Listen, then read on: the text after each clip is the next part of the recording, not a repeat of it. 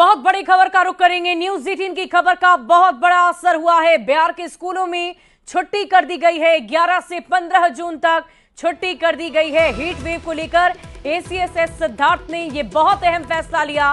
बच्चे और शिक्षकों को छुट्टी दे दी गई है।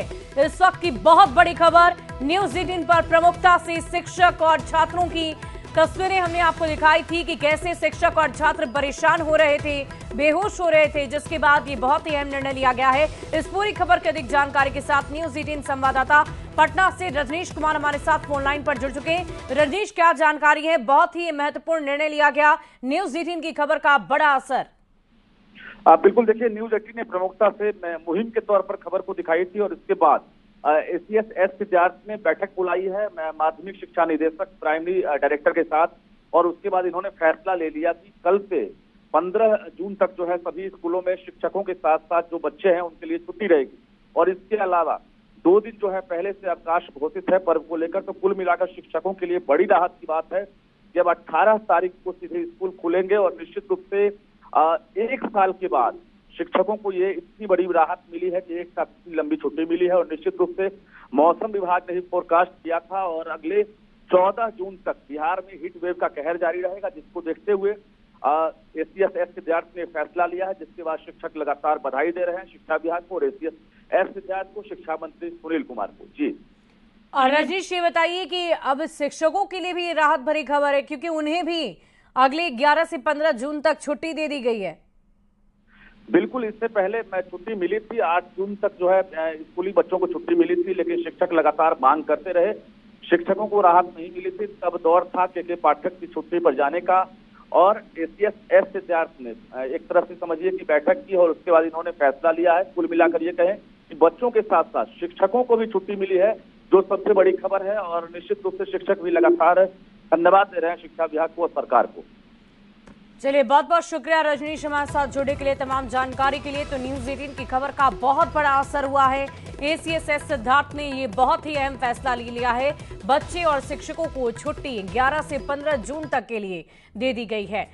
बड़ी खबर से करेंगे। जन स्वराज अभियान के सूत्रधार प्रशांत किशोर ने बड़ा ऐलान किया है। उन्होंने कहा कि 2 अक्टूबर को जन स्वराज पार्टी का गठन होगा, जिसके बाद बिहार में सभी सीटों पर विधानसभा चुनाव लड़ेंगे। प्रशांत किशोर ने आगामी विधानसभा चुनाव में अपने बूते सरकार बनाने का दावा भी किया। आपको बता दें कि 2 अक्टूबर 2022 को चंपारण के भिटीहरवा गांधी आश्रम से जन स्वराज पद यात्रा अभियान की शुरुआत प्रशांत किशोर ने की थी। पद यात्रा सितंबर तक पूरी हो जाएगी, जिसके बाद पार्टी का गठन होगा।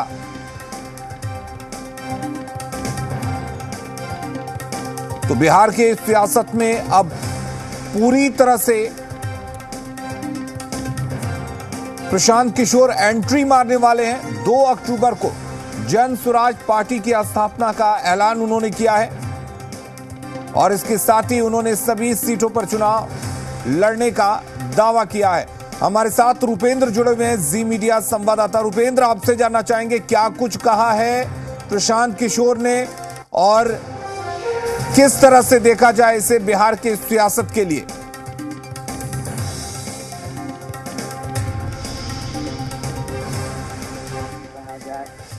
महागठबंधन जो बना था उसके लिए वो काम कर चुके हैं और साफ तौर पर जिस तरह से नीतीश कुमार जी के साथ बीजेपी का बनता नहीं था और उस समय 2015 में प्रशांत किशोर का प्रयोग किया गया नीतीश कुमार के द्वारा और अच्छे रिजल्ट उन्होंने दिया। बिहार के खुद रहने वाले हैं प्रशांत किशोर, बिहार की राजनीति को जानते हैं, साथ ही केंद्र की राजनीति को जानते हैं कई जगह, क्योंकि वो एजेंसी चलाते हैं।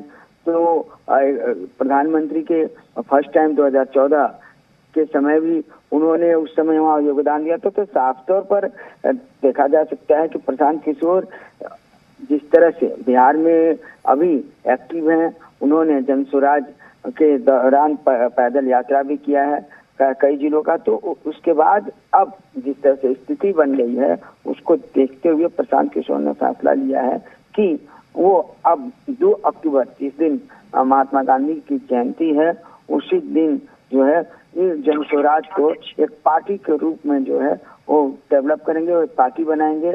और आगामी 2025 में जो विधानसभा चुनाव होने वाले हैं उसमें 243 सीट बिहार में सभा की है वो 243 सीटों से अपने उम्मीदवार को खड़ा करेंगे और अपने उम्मीदवार को विधानसभा चुनाव में लड़वाएंगे। जी रुपेंद्र, प्रशांत किशोर की बात करें तो वो राजनीतिक रूप से काफी सक्रिय हैं, एक रणनीतिकार है। तो कहीं ना कहीं बिहार में जो दूसरी पार्टियां हैं, चाहे वो बीजेपी हो, चाहे आरजेडी हो, कांग्रेस हो या जेडीयू हो, हर पार्टी की नब्ज को उन्होंने टटोल रखा है। जाहिर सी बात है कि दूसरी राजनीतिक पार्टियों के लिए एक परेशानी का सबब बन सकते हैं प्रशांत किशोर। जी जरूर, दूसरी राजनीतिक पार्टी के लिए परेशानी का सबब बन सकते हैं। दूसरी चीज कि अक्सर देखा जाता है कि जब राजनीतिक दल होते हैं और एक ही सीट पे 4-4, 5-5 उम्मीदवार होते हैं और उन्हें टिकट देना मुश्किल हो जाता है, तो उस समय अच्छे उम्मीदवारों को अगर टिकट नहीं मिलती है तो जरूर प्रशांत किशोर के तरफ जो है दरवाजा खटखटाएंगे। और प्रशांत किशोर जिस तरह से यूं कहा जाए, जिस तरह से बीजेपी जो है संगठन लेवल पर काम करती है और बीजेपी का संगठन जो है गांव-गांव तक फैला हुआ है। उसके बाद क्षेत्रीय पार्टी की बात की जाए तो जेडीयू आरजेडी अपना बना रही है, लेकिन प्रशांत किशोर ने पहले ही साल भर पहले ही उन्होंने क्या किया है कि पूरे प्रखंड स्तर और यूं कहें पंचायत स्तर तक जो है अपनी कमेटी बना ली है।